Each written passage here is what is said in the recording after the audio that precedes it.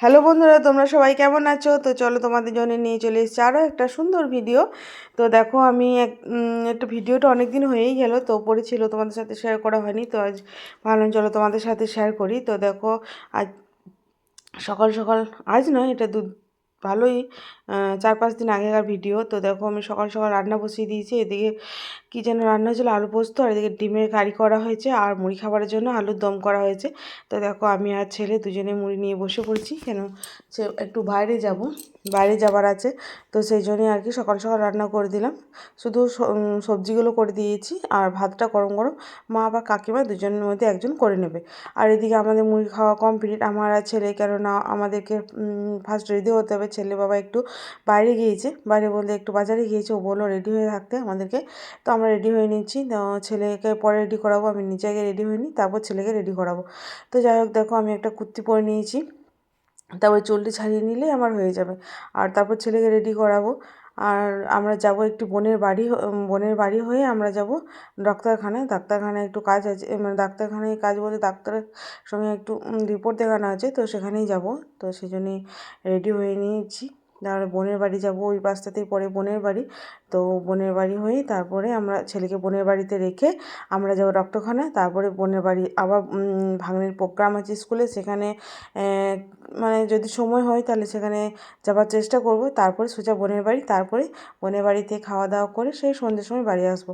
তো দেখো এদিকে বড় রেডি হয়ে গিয়েছে, ছেলেকেও রেডি করে নিলাম, আর আমরা বেরিয়ে পড়েছি। আর এই আমাদের এই মানে কিছু বলার নেই, রেলগেট তো পড়বেই, তো রেলগেটে পড়ে গিয়েছিলো, তো আমরা লাইন চলে এসেছি, কেননা ট্রেন আসতে লেটই ছিল। তো আমরা এই জন্য, আর আমাদের টাইম হয়ে গিয়েছিলো ডক্টর দেখানোর জন্য, তো আমরা সেজন্যই পেরিয়ে চলে এসেছি।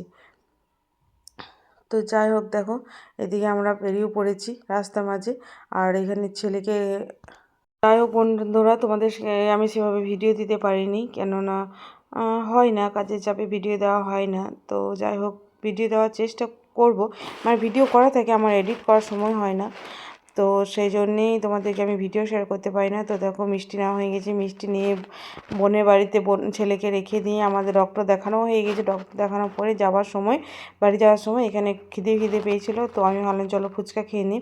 আর এটা দেখো কী বানাচ্ছে যেন, আমি জানি না ঠিক মতো, লিট্টি না কি বলে, আমি কোনোদিন খাইও নি।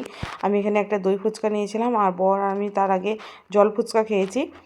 তো জল ফুচকা খাবার পরে আমি এবার দই ফুচকা একটা খেয়ে নিলাম 1 প্লেট, কেন বর খায়নি, আর আমার খেতে খুব ভালো লাগে দই ফুচকা, সেই জন্যই দই ফুচকা খেয়েছিলাম। আর এদিকে দেখো আমরা চলে এসেছি ভাগ্নের স্কুলে, বললাম তো সময় যদি হয় তাহলে যাওয়ার চেষ্টা করব। তো সময় আমাদের রক্ত দেখানো হয়ে গিয়েছিলো, তারপরে আমরা সেখানে গিয়েছিলাম। তো দেখো এখানে আমার ভাগ্নি নাচ করছে, ওদের নাচটা আমি দেখতে পাইনি, কেননা যাবার কিছুক্ষণ আগেই মানে শেষ হয়ে গিয়েছিলো। তো ভিডিওটা করা ছিল বোনের মোবাইলে, তো বোনের কাছ থেকে নিয়েছি। তো দেখো খুব সুন্দর ডান্স করে আমার ভাগ্নি।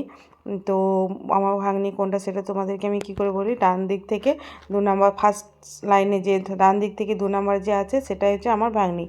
তো দেখো এখানে নাচ হচ্ছে, ওদের নাচ হয়ে পর, আর নাচ হয়ে যাওয়ার পরে আরও 2-3টি প্রোগ্রাম ছিল, সেগুলো দেখেছি, তারপরে বাড়ি এসেছি আমরা। তারপর বাড়িতে এসে খাওয়া দাওয়া করে আমরা বাড়ি এসেছিলাম। তো দেখো এদিকে হচ্ছে এটা বোনের জায়ের মেয়ে।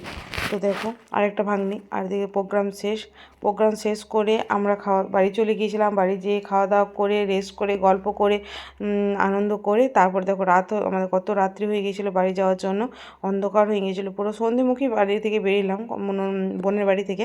তো দেখো এবার বাড়ি যাওয়ার পালা, বাড়ি যাওয়াও, তারপরে আর তো কোনো কাজ নেই, সারাদিনটা এভাবেই আমি শেষ করলাম। আর কেমন লাগলো ভিডিওটা তোমরা জানিও। বাই।